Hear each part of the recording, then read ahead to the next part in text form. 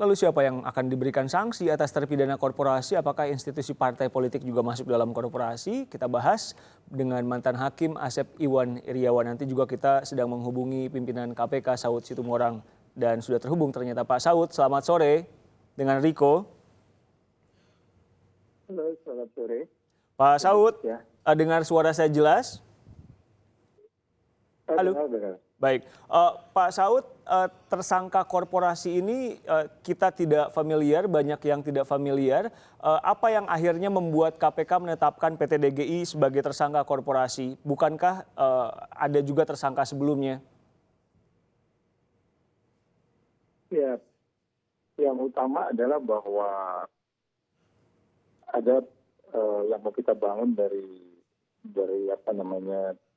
perlunya korporasi kita minta untuk bertanggung jawab terhadap apa yang kita sebut sebagai menciptakan kesejahteraan dan menciptakan daya saing di negara ini yang selama ini notabene nggak jalan. Jangan lupa ada sekitar puluhan undang-undang sebenarnya yang bisa dipakai untuk mempidanakan korporasi. Kalau kita hitung sejak negara ini merdeka, pada tahun 95 bahkan ada undang-undang pasar modal, 98 negara ini hampir bubar. Itu juga sebenarnya banyak yang bisa dipidanakan secara korporasi, BLBI, Senturi, segala ya. Oke. Nah, tapi itu nggak jalan. Ada kegamangan ketika itu mungkin kalau korupsi atau merugikan negara itu korporasi itu orangnya atau perusahaannya. Sebenarnya kuhapnya sih sudah bisa, jelas. Toh sebelumnya juga ada, sebelum Perma 13 2016 ini juga ada perusahaan yang sudah dibawa. Artinya tanpa Perma ini juga bisa. Cuman beberapa orang tuh di semua lah ya, di dalam sistem hukum kita itu nggak, agak sedikit gamang gitu. Siapa yang harus dihukum, bagaimana prosesnya, proses kuhapnya kayak bagaimana, hukum acaranya maksudnya ya, kesalahannya seperti apa, eksekusinya kayak gimana. Nah dengan Perma ini itu semua menjadi lebih pasti. Bagaimana perusahaan-perusahaan yang tidak menciptakan dalam gambar besar tadi saya sebut kesejahteraan dan daya saing negara ini, kita harus beri input pelajaran untuk kemudian mereka kita ajak sama-sama main sebagian dituntut oleh mainstream internasional. Pak Saud, tidak hanya melihat perusahaan atau orang per orang. Pak Saud, jadi PT DGI ini disangkakan apa? Ya pasalnya itu ya pasal 23 ya. Memperkaya diri sendiri atau orang lain atau korporasi. Ya artinya di situ pasal itu menunjukkan bahwa kita kembali lagi ke undang-undang ini tahun 99 kita baru pakai sekarang aja kan, itu sudah menunjukkan bahwa ada kegamangan. Jadi hari ini kita coba yang mungkin ini pelajaran buat kita ya, diambil yang disebut lebih sederhana case-nya gitu.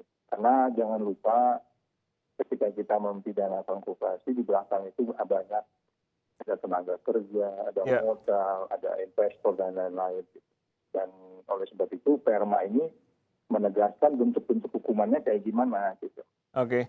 Nah, bentuk hukumannya nanti akan seperti apa? Tentu kan korporasi itu luas, ada direktur utama PT DGI yang sudah jadi tersangka. Kemarin diperiksa mantan komisarisnya juga, Pak Sandiaga Uno. Dan ke bawah-bawahnya akan kemana lagi, Pak Saud, setelah ini pemeriksaannya? Ya, nanti kan itu berproses sampai bisa kita pastikan peran setiap orang itu seperti apa. Siapa yang memberi perintah. Ya kan, terus kemudian bagaimana itu masuk menjadi menguntungkan diri sendiri, perusahaan atau orang lain atau korporasi tadi. Itu kan perlu waktu, itu prosesnya masih jalan. Oke, prosesnya masih jalan. Tahan sebentar Pak Saud. Ya. Kang Asep, tadi pertanyaannya sama. Ini kan akhirnya nanti apakah tersangkanya jadi akan banyak karena korporasi atau gimana? Ya, jadi kalau pahami dulu. Subjek hukum tuh yang bisa dipidana itu orang dan badan hukum. Orang udah bisa kita kenal ya, orang-orang yang sudah dihukum. Nah, badan hukumnya ini korporasi. Nah, ketika undang-undang yang mengatur korporasi kena pidana banyak. Undang tadi yang sebutin Pak Saud, termasuk undang kehutanan, pertambangan, kemudian lingkungan hidup dan seterusnya. Nah, siapa yang harus dihukum? Yang dihukum tuh menurut tata cara penanganan korupsi itu ya adalah bisa korporasi dan atau pengurus. Artinya nanti bisa yang kena korporasi, nanti diwakili oleh pengurusnya. Tapi ingat kalau korporasi dia pidananya tidak boleh kurungan. denda, likuidasi, pembubaran, ganti rugi, ya itu yang bisa dijatuhi. Tapi bisa juga pengurus, ya pengurus harus bertanggung jawab. Nah kalau pengurusnya bisa, pengurus dalam arti bukan korporasinya ya, tapi pengurusnya yang harus bertanggung jawaban sebagai direktur PT-nya, tapi bukan sebagai PT-nya. Jadi bisa kena hukuman. Berarti kalau terbukti bersalah korporasinya, otomatis pengurusnya tidak selalu, juga. tergantung tindak pidananya. Bahkan ini korporasinya bisa kena, tapi di luar hukuman penjara kalau korporasi. Pengurusnya bisa penjara, ya bisa ganti rugi dan sebagainya. Dan tidak hanya itu juga, bisa juga orang yang di pengurus itu, ya pengurus-pengurus lainnya, entah komisarisnya, entah direkturnya, bahkan mungkin pengurus dulu melakukan perbuatan bukan sama pengurus, tapi merugikan, bahkan merugikan negara. Jadi bisa, tapi di korporasi hanya korporasi, diwakili oleh pengurusnya, tapi bukan pidana penjara ya, hanya ganti rugi, denda dan sebagainya tadi. Tapi bisa juga pengurus lainnya, bisa direktur, tergantung tindak pidananya. Ya, tadi 3 hal tadi yang disebutin. Bisa juga orang ini yang mengatasnamakan pengurus. Jadi itu bisa kemungkinan semua. Tapi yang menarik sekarang ketika korporasi udah maju. Tapi yang contoh menarik dulu pernah ada, yang pernah diputus sampai BHT. Jadi putus korporasi itu di Banjarmasin putusannya. Ya, itu yang paling sudah inkrah. Tapi yang paling. Memang kalau KPK ini pertama kali. Dan memang menarik, DGI Nurita itu bagus sekali. Kalau parpol masuk korporasi juga? Oh masuk. Parpol bisa kena pembubaran partai. Jelas diatur. Partai politik kalau main-main dan korupsi ya menguntungkan dan negara dirugikan bisa kena dibubarkan kok ancamannya. Apa yang membedakan kan gini, kita apa yang bisa menjelaskan bahwa ini adalah perbuatan personal dan ini perbuatan korporasi? Ah gini paling gampang. Pidana itu memenuhi unsur yang didakwakan. Misalkan kebetulan ini pasal 23. Nah itu terpenuhi oleh korporasi ini. Kalau korporasi melakukan tindak pidana dalam kategori korupsi, nanti hukuman pokoknya tadi bisa penjara, bisa denda, bisa ganti rugi dan semuanya. Ada juga pidana tambahan. Nah pidana tambahan ini termasuk pembubaran korporasi.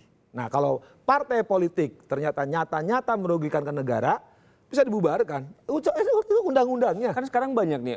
Ya kembali, ketika banyak ini apakah nanti pihak penegak hukum, entah itu kepolisian, entah itu kejaksaan, entah itu KPK. Nah apakah partai politik atau korporasi manapun, korporasi itu kan perusahaan yang punya hubungan hukum dan seterusnya, dia melakukan tindak pidana dan terbukti, ya kemudian diseret oleh KPK, diseret oleh kepolisian, diseret kejaksaan, nanti di persidangan terbukti pasalnya partai politik ini merugikan uang negara, jadi bubarkan. Itu undang-undangnya kok, legalitas. Pak Saud, mantan dirut PT DGI ini kan sudah jadi tersangka. Apa yang membuat KPK memutuskan bahwa korporasinya juga ditetapkan sebagai tersangka, bukan orang-orangnya? Ya itu karena itu kan perintah undang-undang. Ya kan KPK harus mengikuti perintah itu gitu. Jadi itu perdebatan kita cukup lama ya, terlebih waktu pilih tempat ini mulai masuk, kan itu sama sekali nggak pernah menjadi mainstream diskusi yang intens di lingkungan internal KPK selama ini. Sehingga kita masuk ke situ dan kemudian kita dialog dengan baik dengan Mahkamah Agung, kemudian muncullah perma itu.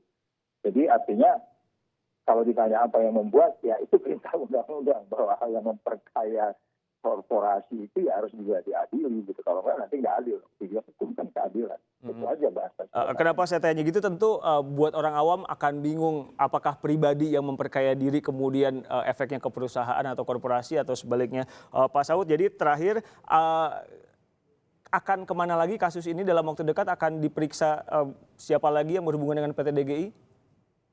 Ya nanti kan ini yang menarik adalah ketika dia berproses berganti nama dan pengurusnya berganti ya. Ini nanti juga menarik untuk kemudian apakah pengurus baru ini bisa, nanti Kang Asep bisa komen ya. Karena kalau disebut di dalam perma itu apakah itu merger, pergantian dan lain-lain itu juga menjadi bahan pertimbangan untuk kemudian dipelajari. Tapi kalau bahasa sederhananya kan di pengurus baru mungkin aktus reus dan mensreanya nggak muncul ya Kang Asep. Mungkin ini pengurus lamanya Kang Asep. Baik. Itu diharapin Pak Saud. Oke, Kang Asep tadi belajar hukum dari Kang Asep ini. Enggak, Pak Saud ini guru saya. Makanya kita undang narasumber yang kompeten. Pak Asep, tadi bagaimana membedakan antara dia ini oknum yang memperkaya diri sendiri dengan dia perusahaan yang memperkaya perusahaannya? Kan kalau perusahaan memperkaya perusahaan pasti orangnya juga dapat uang. Ya, kalau pidana itu gampang perbuatannya. Nah sekarang nanti dilihat ketika tadi perusahaan lama, perusahaan baru, jadi perusahaan baru kan, apakah ketika perubahan perusahaan lama ke perusahaan baru orang ini si pengurus tadi atas nama perusahaan, korporasi kan yang diuntungkan, ya, ada pembiaran, ada pidana kena atau korporasinya. Bisa juga orang ini ya bisa untuk lepas tanggung jawab, bisa juga personalnya sendiri gitu kan. Maka saya bilang kasus ini tuh akan menarik, saya harapkan kami sebagai pengamat, kelak KPK akan menjangkau kepada pelaku-pelaku. Banyak dong. Oh sangat banyak.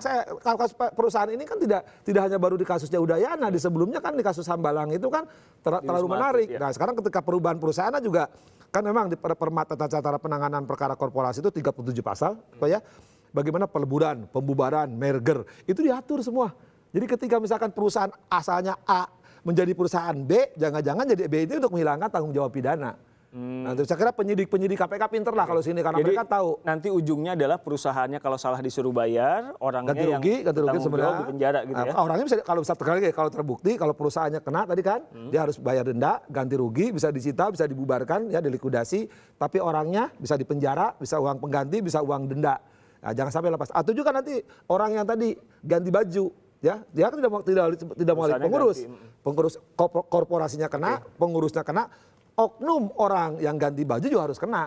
Nah, tadi perbuatannya memenuhi pasal nggak? Baiklah. Nah, kalau pasal yang didakwakan dalam korupsi harus dikena dong. Kang Asep, terima kasih. Sama-sama. Asep Iwan Iryawan, mantan hakim dan juga host Apa Kata Hukum di Kompas TV. Dan Pak Saud Situmorang, pimpinan KPK. Terima kasih Pak Saud meluangkan waktu untuk kami di Kompas TV. Kapan-kapan ngobrol, Kang Asep. Ya, sama-sama Pak kita Saud. kapan-kapan ngobrol.